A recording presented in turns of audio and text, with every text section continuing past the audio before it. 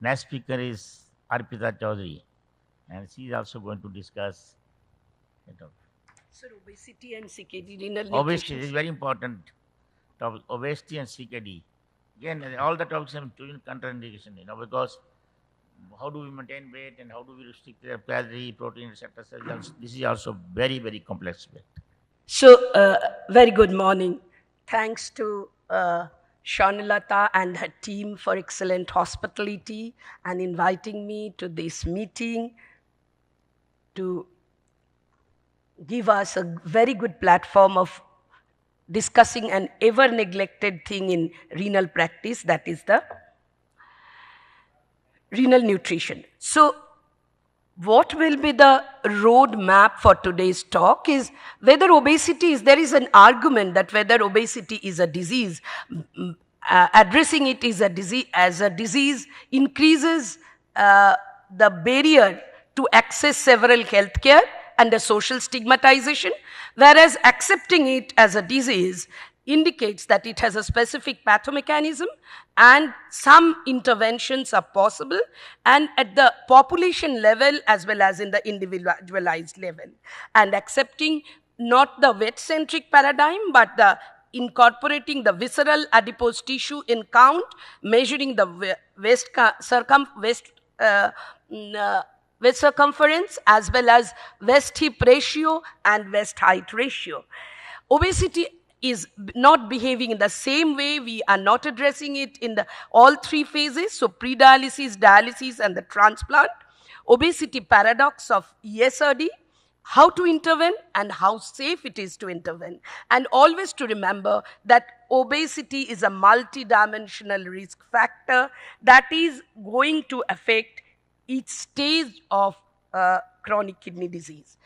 So, what is the global vision? The Lancet Endocrinology Commission came up with multiple investigators and they have addressed the clinical obesity, which is where obesity is accepted as a disease, systemic chronic illness directly caused by excess adiposity. The preclinical one is excess adiposity minus the preserved health, that is minus the risk factor things, but that doesn't tell us that these people don't have the excess risk, they have the excess risk. And the metabolic obesity, where BMI is coupled with two other criteria of metabolic syndrome. They have also identified that it has a global versus regional variation.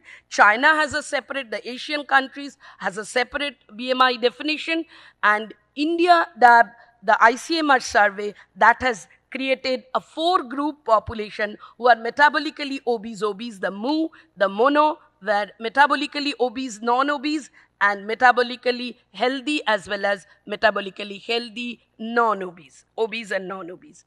So, we are now accepting that BMI is good for screening at the population level, but to individualize the treatment, we have to accept that visceral adiposity has to be taken in count. At the same BMI, we can have 2 to 3-fold different variation in the visceral adiposity. And we can see here that the obesity assessment for clinical obesity should be done, where obesity is associated with limitation of daily activities, and that it constitutes the clinical obesity. Rest is the preclinical one. And why we are so much interested about it in India particularly, India is home to 20% of the global population. 68% of our deaths are now due to non-communicable disease. Our diabetes prevalence is 11.4%, and the abdominal generalized obesity is 28.6, while the abdominal is much more, 39.5. And we were talking of the visceral adiposity and association with different diseases. We will take up, and a huge portion of national GDP is going to be spent there. So, the danger of the monophenotype who are non-obese but metabolically obese, 43 to 44% of population are like that. The CKD prevalence is highest here. Type 2 DM and CAD prevalence is highest in metabolically obese population. MHNO serves as a baseline frame, and MHO are the metabolically healthy obese who are also not given clean sheet, rather is a little on the risky side. That is, the relative risk is about 1.29 for metabolically healthy overweight to have CKD, and for obese it increases to 1.47. So obesity is not a disease which only affects kidney, only affects liver, but it is something which has a pan-organ involvement, total symptom disease, and CNS, respiratory system, cardiovascular, liver, renal, everyone gets involved. If we look into the paradigm of management, then we will find that we have to have a closer look to it. And if you look at this, the environment, lifestyle, the genetic, all things come together, and the modifiable factor is the lifestyle, that is the diet, physical exercise, smoking, and alcohol, where the obese patient's adipose tissue serves as an endocrine organ which behaves individualized and differently and can give rise to, in association with several risk factors, can give rise to overt kidney disease. Only kidney disease is not the fact, as I was talking about. Several types of muscles, the cardiac muscle, the smooth muscle, the skeletal muscle, all are associated with fat deposition, related increase in insulin resistance, the visceral fat increase in insulin resistance, the adipose tissue which functions as a dysfunctional organ, the traditional risk factor like lipid metabolism is deranged, and other non-traditional things like inflammation is coming up, as we will be seeing in the next pictures. The fatty liver, the epicardial fat deposition in the heart failure, arrhythmias, the mechanical barrier to the respiration all come in, and the hypocapnia, obesity related, that also gives rise to several pathogenesis of SNS activation as well as RAS activation. Here you can look at the kidney itself, the afferent arteriolar vasodilatation in the obese person compared to the non-obese, and ultimately the stretching of the podocytes and loss of podocytes giving rise to the glomerular pathology related to FSGS-like pathology in obesity. Is it only glomerular pathology? No. The dysfunctional adipose tissue goes to produce less adipokine, less AMPK activation, the inflammation burn is there. Everywhere, every organ there is an inflammation burn, which is very difficult to manage and therapeutically manage this inflammation burn. This part remains unaddressed till now therapeutically, and this protein leaking part, as I have talked in the earlier slide, together gives rise to glomerular hyperfiltration, tubular growth, and SGLT2 upregulation. There is an increased ATP demand and decreased ATP generation due to increased microvascular damage, the oxygen efficient, less AMPK activation, and the lipotoxicity. Together, the pathology directs towards a chronic damage to multiple systems, and you can see inflammation is central to them. Liver does have inflammatory injury, the kidneys do have the inflammatory injury, and all these inflammatory cell infiltration from adipose tissue spills to all the organs. The gut itself is not spared. Short chain fatty acid synthesis is low, inflammation is high, and gut leaks a lot of uremic toxins and proteins. Is it all bad? Obesity is all bad? No.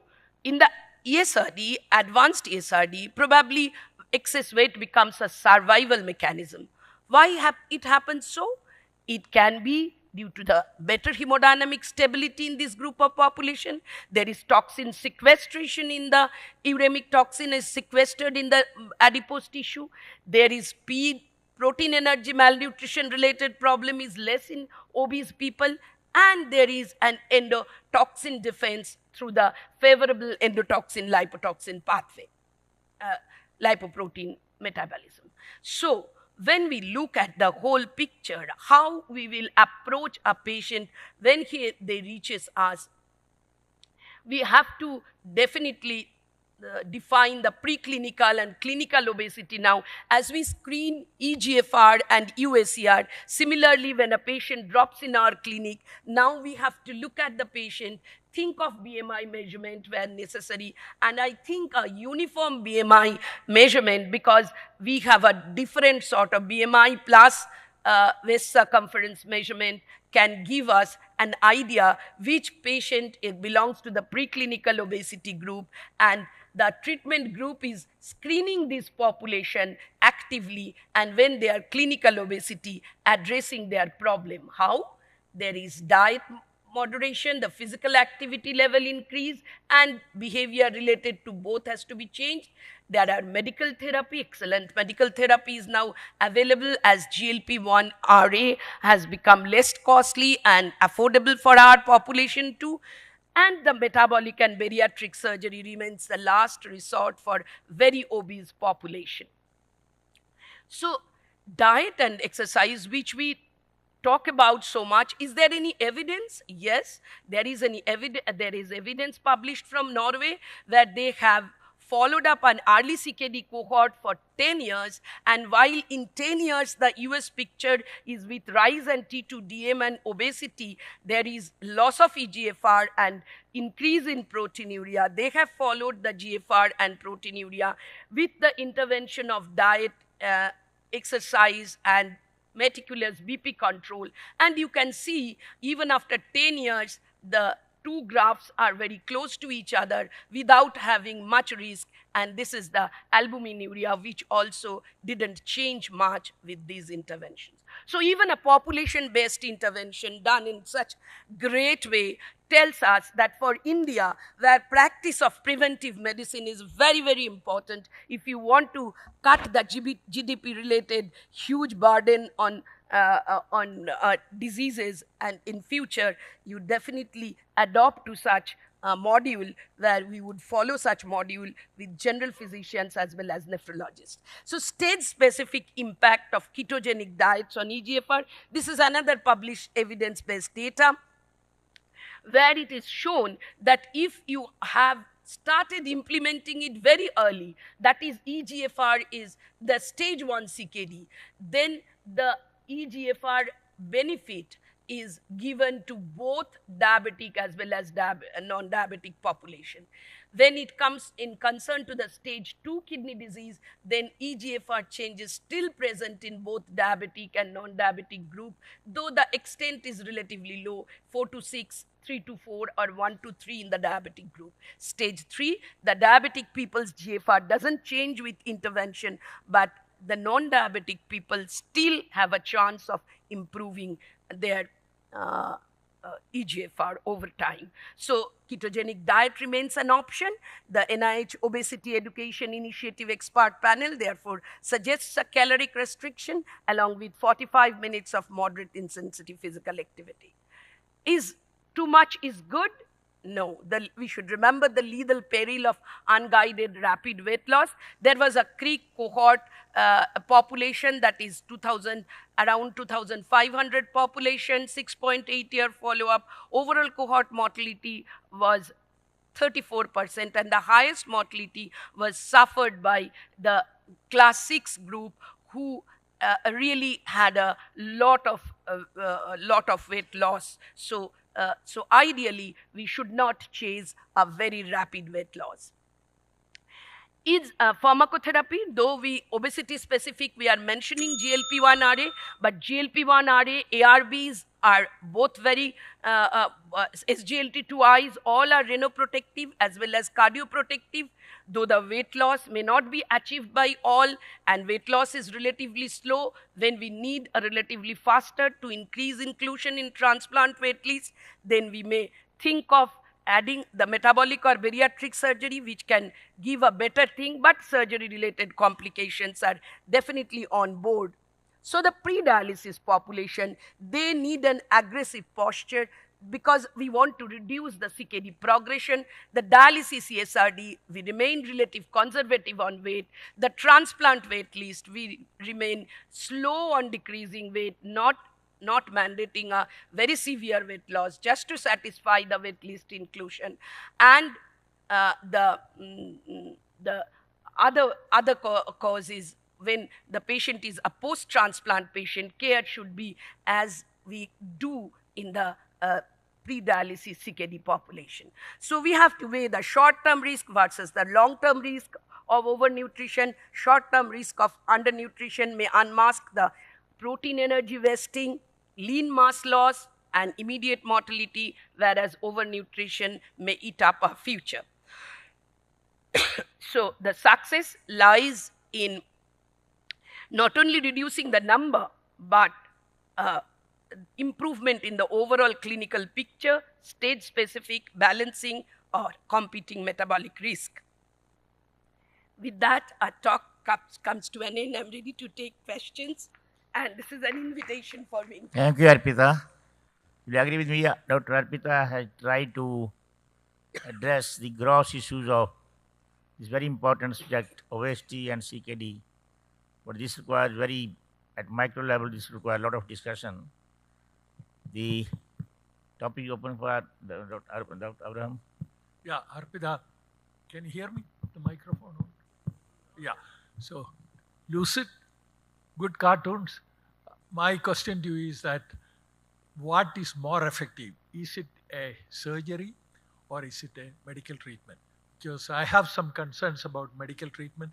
Because if you look at the studies, all the studies, pharmacological therapy is not as good as surgical intervention in reducing overweight and obesity.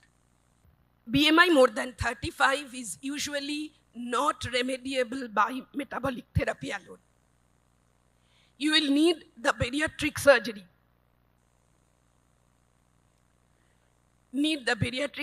Probably. The bariatric surgery effect is more long-lasting as well. We have very few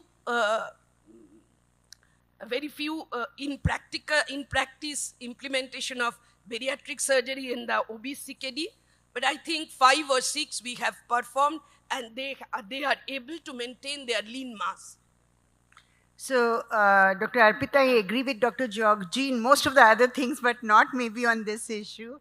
So, I, like with my experience, and my husband is an endocrinologist, and also obesity and all they deal with.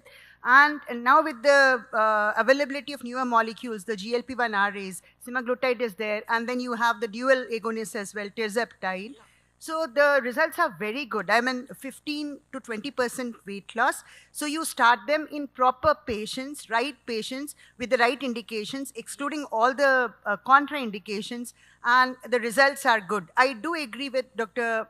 Georgie that bariatric surgery probably one time, but again, it has its own complications. And this therapy, the medical therapy, needs to be sustained. The moment you stop it, probably again you gain 75% of what you lost back.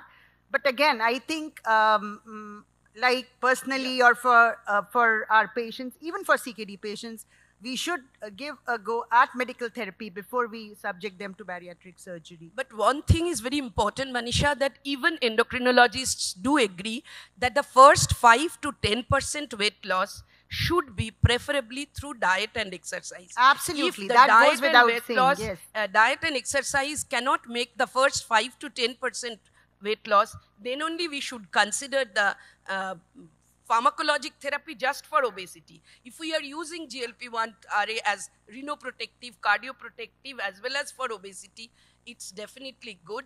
And too high a BMI, more than 35, more than 40, is probably not, may not improve by GLP-1 RA alone. So 15 to 20% weight loss definitely occurs. It's up to you to maintain that sustained weight loss with diet and all that. You go back to your own being if you don't stick to diet and exercise. Yeah. You know, you should have to understand both, whether bariatric surgery or whether GLP-1 agonist, you know, both. And first of all, diet is important all the time, initially, even later on.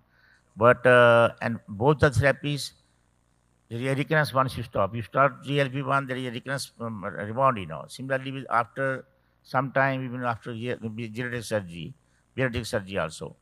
But important is that you have to deal it, you know, and I don't know, a lot of narrative is also talked about GLP-1, and still in the whole country, articles come to against and for, and against also for bariatric surgery.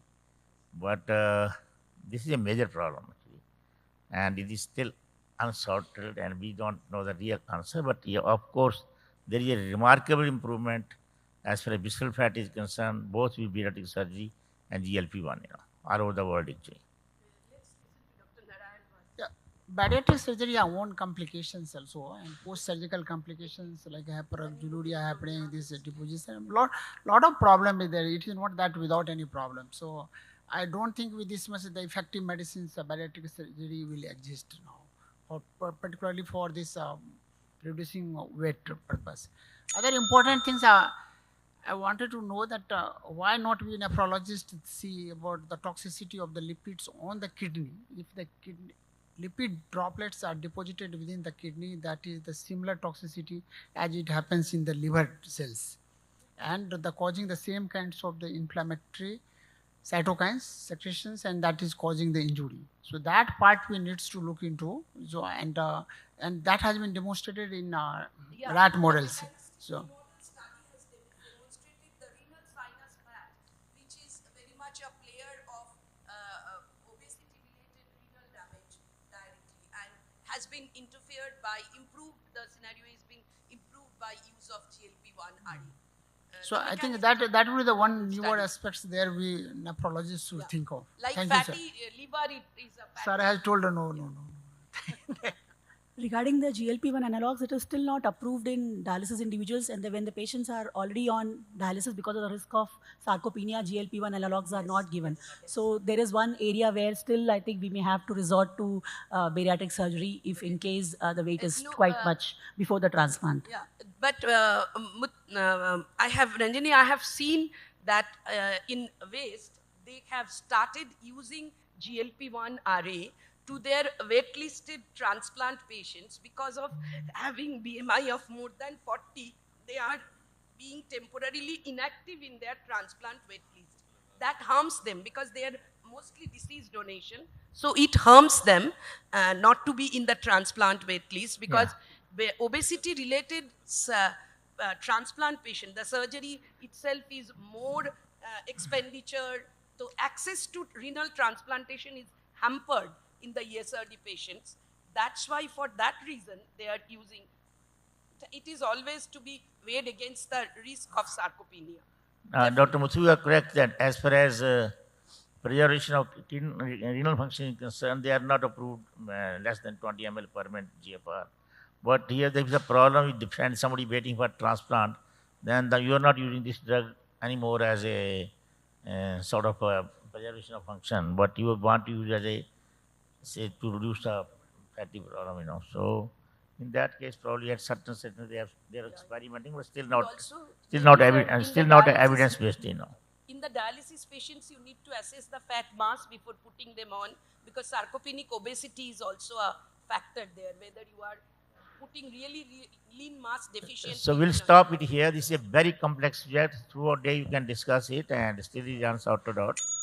Thank you very much, Arpita. And now over to Dr. Muthu, who is going to discuss regarding transplantation, diet in transplantation in the short term and long term, Doctor.